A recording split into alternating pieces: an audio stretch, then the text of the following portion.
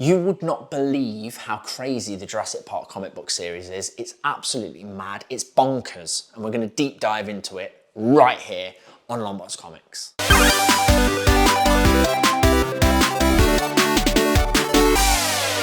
Okay, so today we're diving into the world of the Jurassic Park comic book series that came out alongside the movie in 1993. But there's a lot to get covered, so let's go.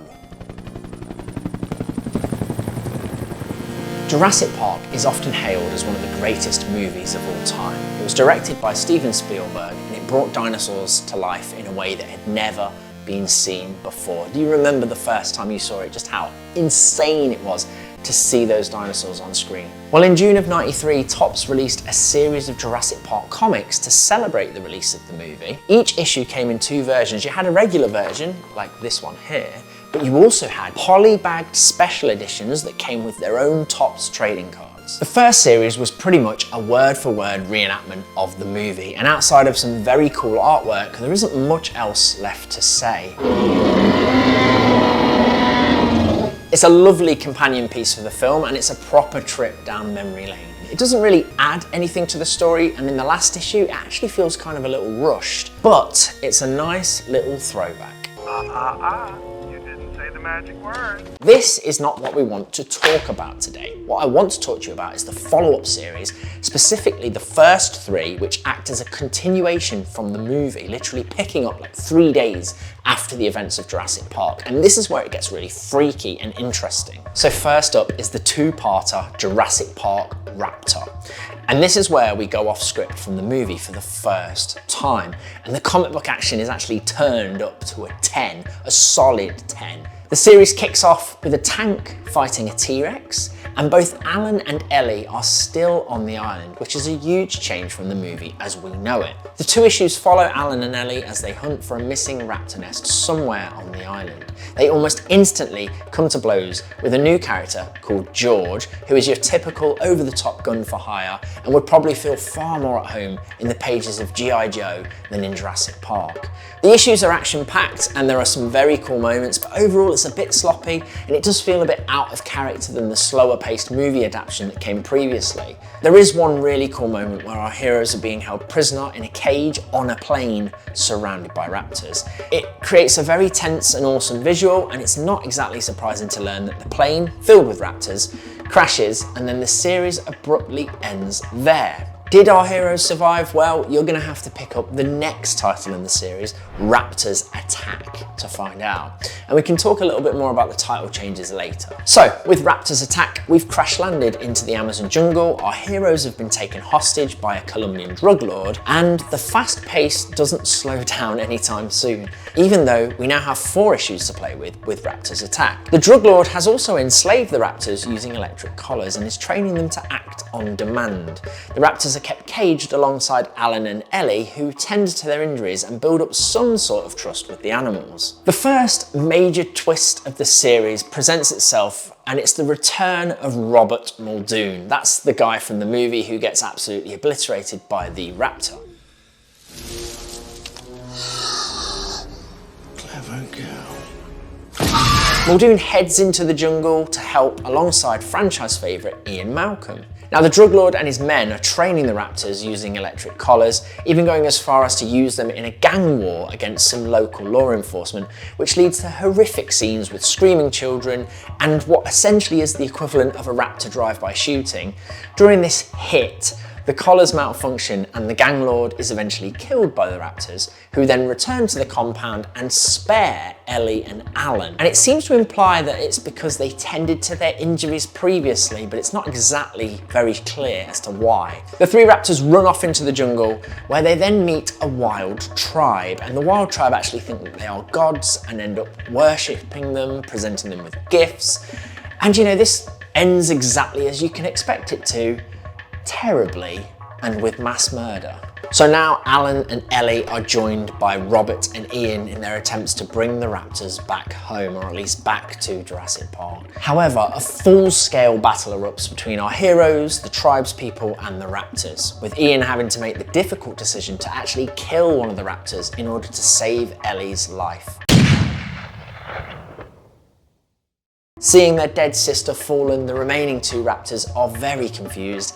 Alan, who previously helped them, is now trying to harm them. So, confused, they run away, destroying a rope bridge to stop any pursuers. And we're kind of led to believe that the raptors feared extinction, so they retreated, sort of knowing that they were the only two raptors left in existence, which is very spiritual and thought-provoking for a book about angry dinosaurs.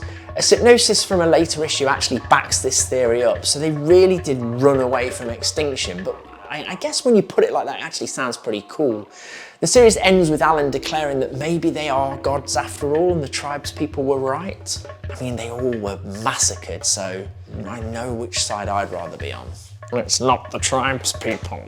I know what you're thinking, there's so much to unpack just from Raptors Attack alone, but there's no time to dwell on that series as it's now going to be relaunched as Raptors Hijack, which I'm absolutely in love with, by the way. That's such a cool name.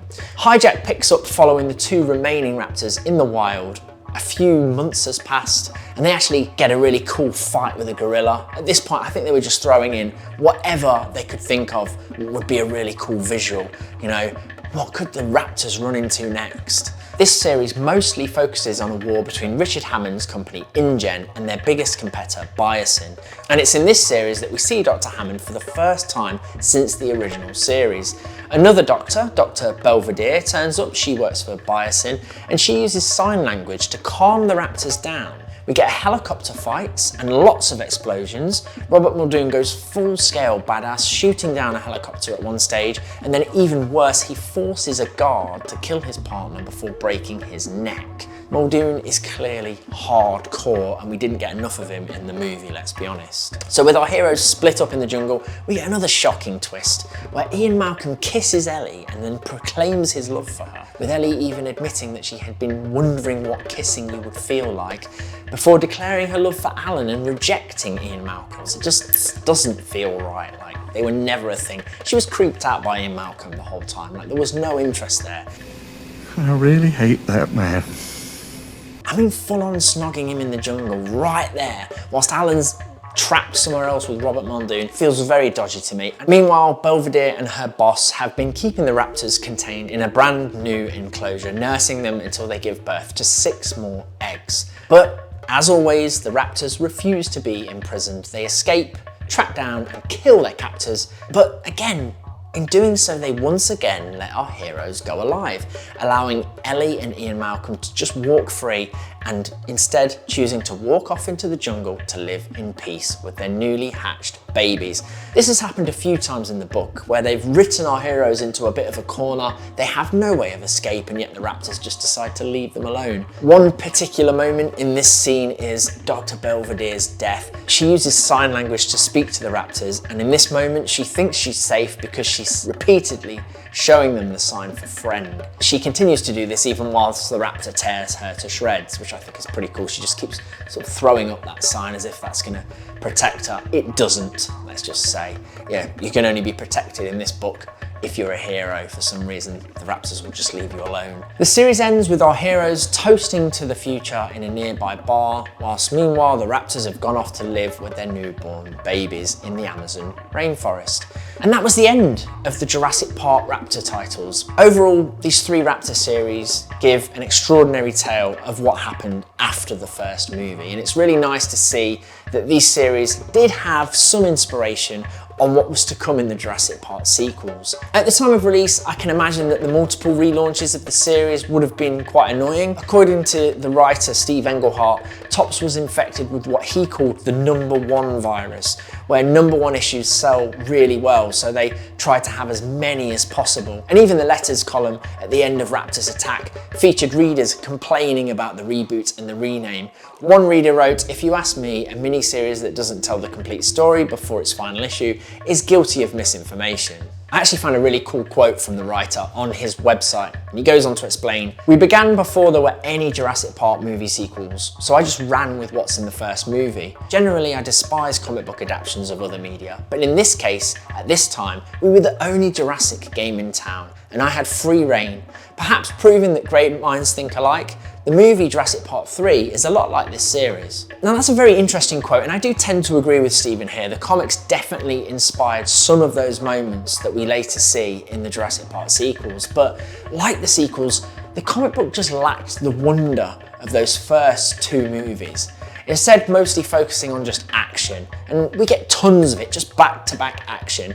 Our heroes are just thrown into one situation after the next whilst chasing the same pack of raptors. Now, for those wanting to see more character development throughout the franchise, it's a little all over the place. A bit like when Ellie and Ian kiss, it just seems wrong. Like, why did that happen? It's very out of place. And also, there's a scene with John Hammond where he just shows absolutely no empathy and no remorse towards 6 biosin guards that were killed during a sabotage operation that he ordered. And that just doesn't sit right with me. You know, he might be a business megalomaniac, but he's definitely not a cold-hearted killer. And he shows that in the first movie. He's not going to be okay with 6 people losing their lives, no matter which side of the fence they sat on. The Jurassic Park comics have never been confirmed as canon, so a lot of this can be taken with a pinch of salt, and criticism aside, these comics are great fun. They're extremely entertaining, and some of the art, especially the cover art, is absolutely gorgeous. It's worth buying just for that alone. For any fan of the franchise, they're a must-read, and I've had a lot of fun going over them to prepare for this video. It really took me back to being that child again, watching the movie for the first time. And it inspired me to want to go out and watch all of the movies, even the Jurassic World movies, even Jurassic Park 3. Alan. So, did you collect these comics back in the 90s? If so, leave a comment below, share your favourite moments. Thank you so much for watching. Please don't forget to like and subscribe, and we will see you for the next episode of Long Box Comics.